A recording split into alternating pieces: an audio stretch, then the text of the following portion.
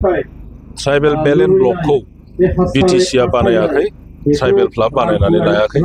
Tribal balance ब्लकखौ Assam गभर्नमेन्टआ cabinet decision लानानै एसेम्ब्लियाव bill pass खालामनानै बेखौ मोनसे आयेन बानायनानै दोनदों। बे दानि नङा।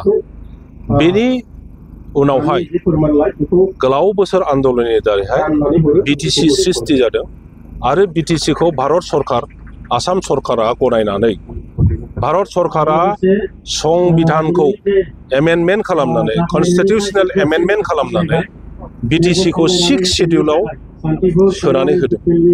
6 शेड्यूल मीन्स बियो ट्राइबेलफोरनि देश, ट्राइबेलफोरनि अधिकार।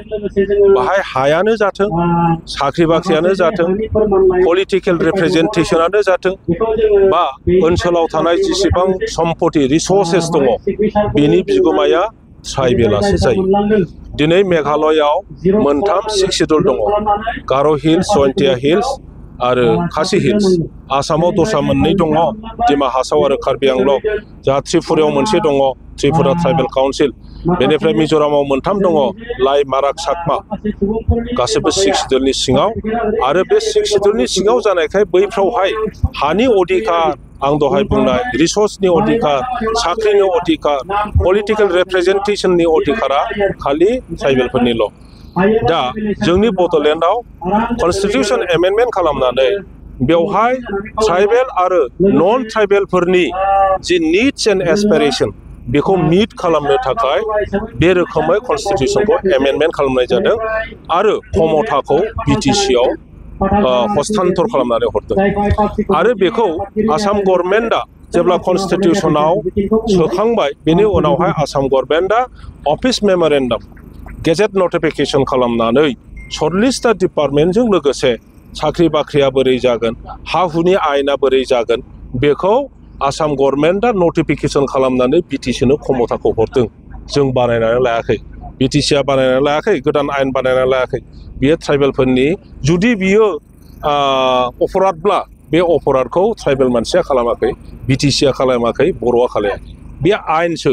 बे आयेननि सायाव दिलीप शइकिया जाहैबाय बिजेपिनि नेता, बिजेपिनि आफादगिरि, लोगोसे बियो मोनसे जाथि, बेहाबो मोनसे जाथि दङ, बे मोनसे सेक्सननि मानसि। गतिके बिनि जि खोथा बुंनाय जे ट्राइबेलफोरनो, बर'फोरनो हानि अधिकार, राजनैतिक अधिकार, रिसोर्सेसनि अधिकार बेफोरखौ होनो नाङा, बेबायदि मिनिं खालामदों। आरो गोदो गोदायनिफ्राय जोंनि हाखौ, ट्राइबेल बेलेन्स ब्लकखौ आयेनखौ बाहायाबालानो ट्राइबेलफोरनिफ्राय सेख' लाबोगासिनो थादोंमोन। आरो बेनि थाखायनो जोंहा आन्दोलन खालामनो प्रयोजन जादों।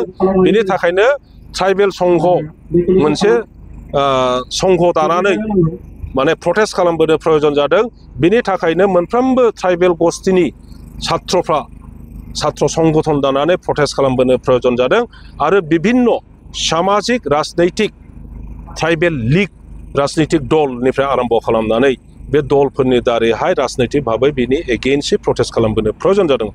दा बिटिसि जानायनि उनावहाय जोंनि आखायाव जेब्ला क्षमताया फैबाय, हा हुनि बेफारखौ जोङो जेब्ला नायनो मोनबाय, अब्ला ट्राइबेलफोरनि हाखौ सेनानै लानायखौ जोङो बन्द खालामनो हादों। दा बेखौनो बिथांमोना सह्य जायाखै। दासिमबो बिटिसिनि हाखौ बिथांमोना सेख' गावसोरनि नाम जारि खालामनानै लानो लुबैयो। दा बिटिसि सरकार, बिटिआर सरकारा बेखौ होबथानायानो बेखौनो अपराध होननानै बुंनो नागिरदों।